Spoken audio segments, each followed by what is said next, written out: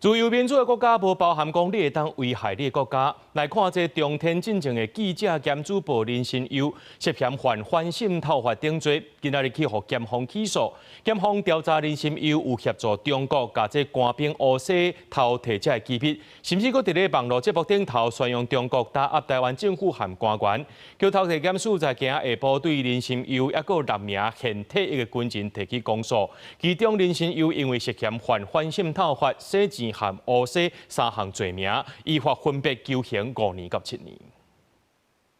社群平台分享日常工作情形，前中天記者兼任主播林新佑，敢若長期接受中國資助做白手套，烏西國軍官兵、海巡人員偷摕國軍作戰機密。橋頭地檢署調查了後，7日宣布偵結，對伊甲6個現退軍人提起公訴。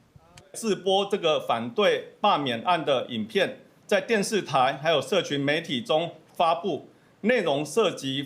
反對罷免案之宣傳，借以達到影響反對罷免案投票結果，收取滲透來源虛擬貨幣4325顆的資助報酬。除了這部網絡節目來引導罷免案的行向，檢方調查也發現，伊長期甲境外敵對勢力集團4個成員合作，提供家己口座真濟烏西資金管道，用錢引誘軍人拍投降影片，進而吸收軍人交這個公務軍事機密。約定將軍方內部相關軍事公務機密及電池記錄以手機拍攝後，